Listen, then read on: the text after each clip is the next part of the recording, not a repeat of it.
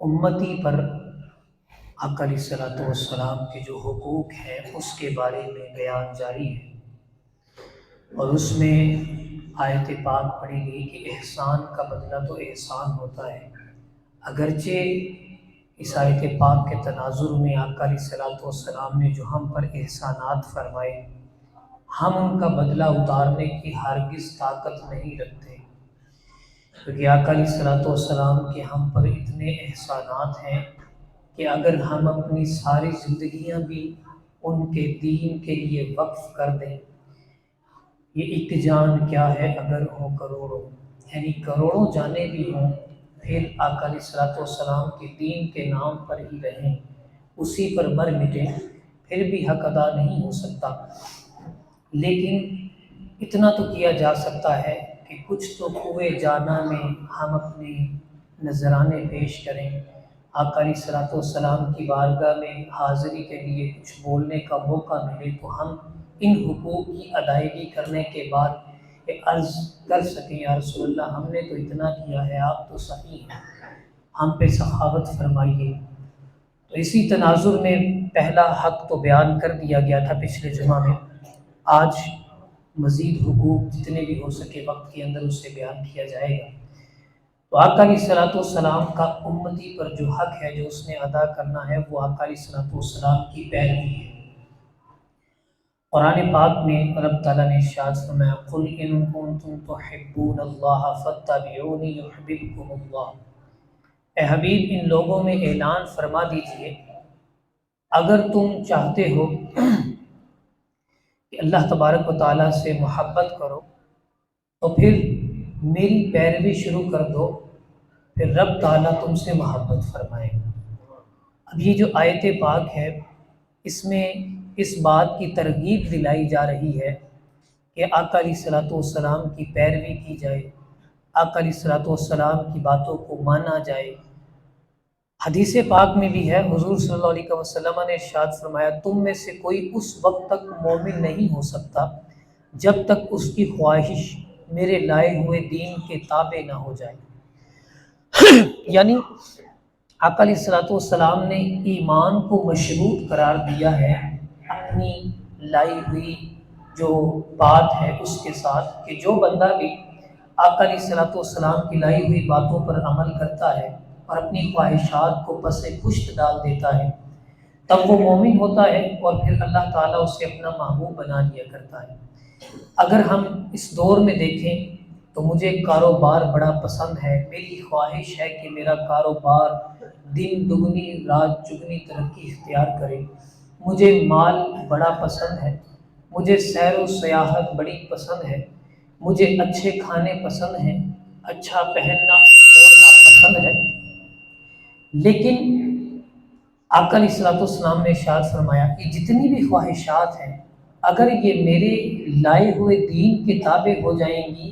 تو پھر ایمان بھی مضبوط ہوتا چلا جائے گا اور رب تعالیٰ بھی محبوب بناتا چلا جائے گا۔ یعنی اگر میں مال کماؤں تو میں دیکھوں میرے حضور نے اس کے بارے میں کیا فرمایا ہے، میں اگر کام کرنا چاہتا ہوں کہیں یہ سودی کام تو نہیں ہے، میں اگر کھاؤں بھی تو میں یہ سوچوں کہ میرے حضور نے اس کے بارے میں کیا فرمایا ہے، کیا یہ کھانا پینا شراب والا معاملہ تو نہیں ہے، کہیں یہ مردار گوشت تو نہیں ہے۔ اسی طرح اگر میں پہنوں اور اوڑھوں تو میں دیکھوں کہ یہ ریشم کے کپڑے تو نہیں پہن رہا، میں سونے کا استعمال تو نہیں کر رہا، میری اپنی یہ ذاتی خواہشات ہیں جن پر میں عمل درآمد ہونا چاہتا ہوں، میں عمل کرنا چاہتا ہوں، لیکن یہ آقا علیہ الصلوۃ والسلام کا حق ادا کرنا ہے۔ حضور فرماتے ہیں میری پیروی ہو ایک طرف اور ایک طرف تمہاری خواہش ہو، اگر چاہتے ہو رب تعالیٰ تمہیں اپنا محبوب بنا لے، اپنی خواہشات کو پس پشت ڈال دینا اور میری بات کو ترجیح دینا، اللہ تعالیٰ تمہیں محبوب بنا لے گا۔ اسی طرح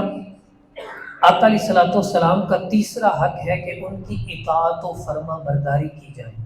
قرآن پاک میں رب تعالیٰ نے ارشاد فرمایا یا ایھا الذین آمنوا اطیعوا اللہ واطیعوا الرسول، اے ایمان والو اللہ کی اطاعت کرو اور اس کے رسول صلی اللہ علیہ وسلم کی اطاعت کرو۔ قرآن پاک میں اس بات کو اتنے گہرے انداز میں بیان کیا گیا ہے کہ قرآن پاک میں رب تعالیٰ نے ارشاد فرمایا وَمَن یُطِعِ الرَّسُولَ فَقَدْ أَطَاعَ اللَّهَ، جس نے رسول کی اطاعت کی گویا اس نے اللہ کی ہی اطاعت کی۔ یعنی آقا علیہ الصلوۃ والسلام کے احکامات کو مان لینا، ایک تو ہے حضور دین لے کر آئے، اب یہ ہے کہ اس کو مان لینا،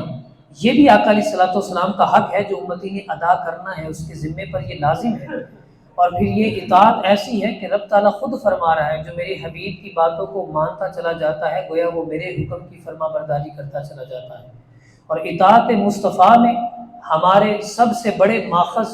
اور اطاعت مصطفیٰ اور آقا علیہ الصلوۃ والسلام کی بات کو ماننے کے حوالے سے ہمارے رہنما و صحابہ کرام علیہم رضوان ہیں۔ آقا علیہ الصلوۃ والسلام ایک دفعہ راستے میں جا رہے تھے کہ اپنے ایک صحابی کو دیکھا کہ انہوں نے ہاتھ میں سونے کی انگوٹھی پہنی ہوئی ہے۔ آقا علیہ الصلوۃ والسلام نے وہ سونے کی انگوٹھی نکالی اور پھینک دی۔ وجہ یہ تھی کہ سونا مرد پر حرام ہوا کرتا ہے، اور آقا علیہ الصلوۃ والسلام جب پھینک کے آگے تشریف لے گئے نا تو دوسرے لوگوں نے کہا کہ چلو اسے اٹھا لو اور اٹھا کر بیچ دینا، کہ پہننا حرام ہے، اس کو بیچنا تو حرام نہیں ہے، کاروبار بھی سونے کا ہوتا ہے، تجارت بھی ہوتی ہے، تو تم اس کو اٹھا کر جو ہے وہ بیچ دو اور اس کے مال سے فائدہ اٹھا لو۔ لیکن ان کے ذہن میں یہ آیات تھی کہ حضور کی اطاعت کتنی ضروری ہوتی ہے۔ وہ صحابی ہمارے لیے رہنما ہے، وہ بیان کرتے ہیں جسے میرے حضور نے میرے ہاتھوں سے پھینک دیا ہے، میرا جو ہے دل نہیں گوارا کرتا کہ میں اسے دوبارہ اٹھا لوں۔ آقا علیہ الصلوۃ والسلام نے اس کو پھینک دیا ہے، تو اب میں اس کے مال کا کروں گا کیا؟ جس نبی کی اطاعت کا حکم مجھے دیا گیا ہے، مجھے اس کے ذریعے سے کئی مال و دولت اللہ تعالیٰ عطا فرمائے گا۔ تو یہ اس طرح کیا۔ اب یہاں پر میں یہ بتانا چاہتا ہوں کہ حضور کی اطاعت، صحابہ ہمارے رہنما ہیں، اب یہ ہے ایک شرعی حکم کہ سونا حرام ہے مرد پر پہننا، اور پھر آقا علیہ الصلوۃ والسلام نے خود اس کو اتار کر پھینکا۔ لیکن آؤ میں ایک اور واقعہ بھی بتانا چاہتا ہوں۔ حضرت عمر فاروق رضی اللہ تعالیٰ عنہ کے حوالے سے تو ہم سب جانتے ہیں نا، وہ شریعت پر کتنے کاربند تھے، اور آقا علیہ الصلوۃ والسلام خود فرماتے ہیں کہ شریعت پر جتنی سختی سے پابندی میرا عمر کرواتا ہے ایسا کوئی اور نہیں کرواتا ہے۔ اور آپ کے جلال کا عالم یہ تھا کہ مدینہ شریف میں زلزلہ آیا تو آپ نے اپنا پاؤں مار کر اس زمین سے کہا کیا میں تجھ پر انصاف نہیں کرتا، پھر کیوں آتی ہے؟ تو اسی وقت زمین رک جایا کرتی ہے۔ حضرت عمر فاروق رضی اللہ تعالیٰ عنہ جب خط کو بھیجتے ہیں تو آپ کے خط کی جلالت کی وجہ سے کئی عرصے سے دریا رکا ہوا بہنا شروع ہو جاتا ہے، اور آپ جس راستے سے گزرتے ہیں شیطان وہ راستہ بدل دیا کرتا ہے۔ ایسی شخصیت جو شریعت پر اتنی سخت اور عمل کرانے والی شخصیت ہے، آپ نے خود ایک شخص کو سونا پہنایا ہے اور اس کا نام سراقہ بن مالک ہے۔ ایک دفعہ مال غنیمت آیا تو حضرت عمر فاروق رضی اللہ تعالیٰ عنہ مال غنیمت میں سے کچھ چیز تلاش کر رہے ہیں۔ صحابہ بڑے حیران ہیں کہ یہ عمر فاروق نے کبھی مال کی طرف دیکھا نہیں ہے، مال کی طرف توجہ نہیں کی، آج کیا وجہ ہے کہ عمر مال کو دیکھ رہا ہے؟ حضرت عمر فاروق رضی اللہ تعالیٰ عنہ جب بڑی پریشانی کے عالم میں مال کو دیکھ رہے ہیں نا، اچانک آپ کے چہرے پر خوشی آ جاتی ہے اور چہرے پر بشاشت دوڑ اڑتی ہے۔ مسکراہٹ سے آپ وہ 2 سونے کے کنگن اٹھاتے ہیں، سائیڈ پہ رکھتے ہیں، کہتے ہیں سراقہ بن مالک کو تو ذرا بلا کر لاؤ۔ صحابہ دوڑے دوڑے جاتے ہیں،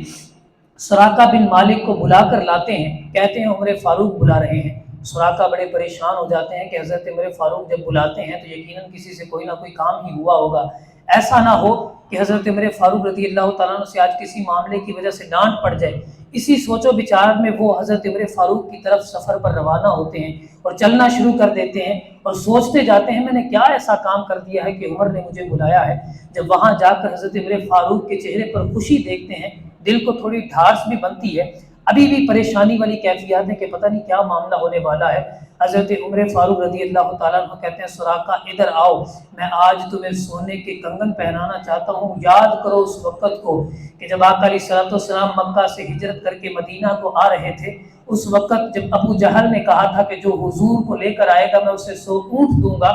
اس وقت تم بھی نکلے تھے کہ میں 100 اونٹ لوں گا اور آقا علیہ الصلوۃ والسلام کو لا کر واپس ابو جہل کو دوں گا۔ اس وقت کو یاد کرو جب تم آقا علیہ الصلوۃ والسلام کو پا چکے تھے اور پکڑ کر لے جانا چاہتے تھے، اور پھر تمہارے جانور کو زمین میں دھسا دیا گیا، اور اس وقت تمہیں مال کی بڑی طلب تھی۔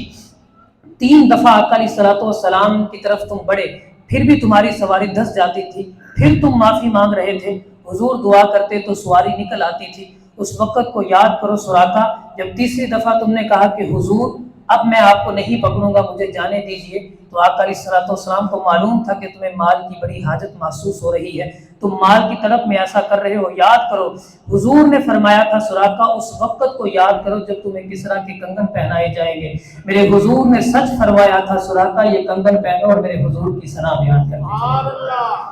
تو یہ صحابہ کا انداز تھا حضور کی فرما برداری کا، کہ ایک طرف جس کو سونا پہنایا گیا حضور نے پھینک دیا، وہ بھی پھینک دیا کرتے ہیں، اور ایک طرف یہ بھی صحابی ہیں اگر حضور کی طرف سے سونا پہنا دیا جائے تو وہ سونا بھی پہن لیا کرتے ہیں۔ اسی وجہ سے تو اعلیٰ حضرت بیان فرماتے ہیں نا، ثابت ہوا جملہ فرائض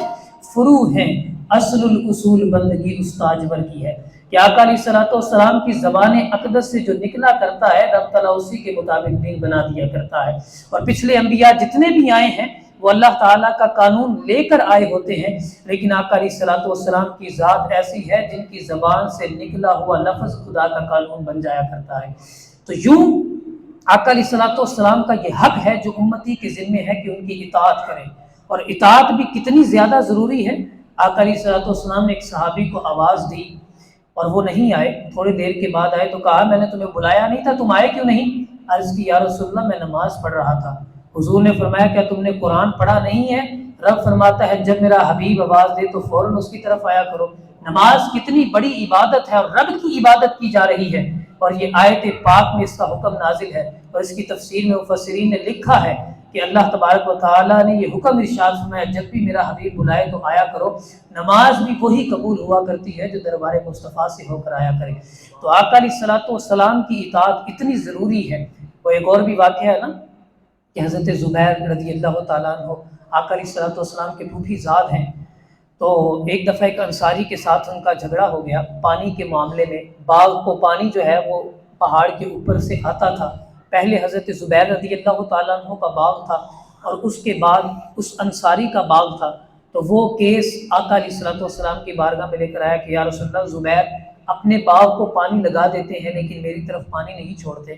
تو آقا علیہ الصلوۃ والسلام نے ارشاد فرمایا، اور اس وقت کا جو قانون اور اصول تھا وہ بھی یہی تھا کہ جس کا پہلے باغ آتا ہے وہی پانی لگا سکتا ہے، آگے کی طرف اسے بھیجنا ضروری نہیں ہے، وہ قانون پر عمل کر رہا ہے۔ لیکن آقا علیہ الصلوۃ والسلام کے پاس جب بھی کوئی آتا ہے نا اس در میں نہ لا ہے نہ حاجت اگر کی ہے، منگتا کا ہاتھ اٹھتے ہی داتا کی دین تھی، دوری قبول و عرض میں صرف ہاتھ بھر کی ہے۔ ہاتھ جب بھی اٹھائے جائیں وسیلہ پیش کر دیا جائے تو دعائیں قبول ہو جایا کرتی ہیں۔ وہ سخی کی بارگاہ میں جا کر جب سوال کیا نا یا رسول اللہ یہ ایسا معاملہ کرتے، حضور فرماتے ہیں زبیر پانی اس کو بھی دے دیا کرو۔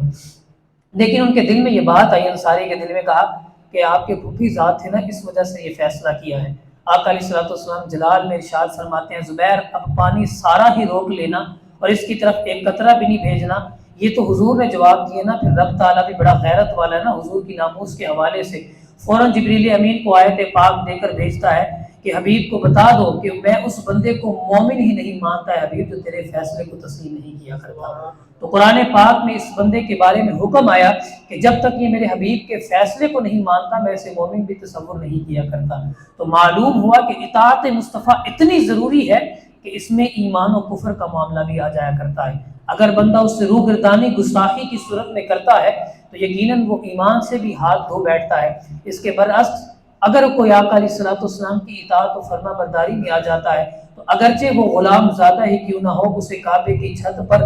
کھڑا کر کے بھی عزت سے نواز دیا جاتا ہے، اور اگرچہ وہ دور سے آیا ہوا سلمان فارسی ہی کیوں نہ ہو اسے بھی غلامی سے نجات دلا دی جاتی ہے۔ تو یقیناً آقا علیہ الصلوۃ والسلام کے در پر ہی عزتیں ہیں اور آقا علیہ الصلوۃ والسلام کے دربار سے ہی ہماری عظمتیں ہیں۔ تو یہ آقا علیہ الصلوۃ والسلام کے حقوق کا جو بیان تھا اس میں سے یہ تیسرا حق تھا کہ آقا علیہ الصلوۃ والسلام کی اطاعت کی جائے، جو ایک امتی پر لازم ہے کہ اسے ادا کرے۔ اللہ عز و جل سے دعا ہے کہ ہمیں اپنی ساری زندگی آقا علیہ الصلوۃ والسلام کی اطاعت میں گزارنے کی توفیق عطا فرمائے۔ آمین بجاہ نبی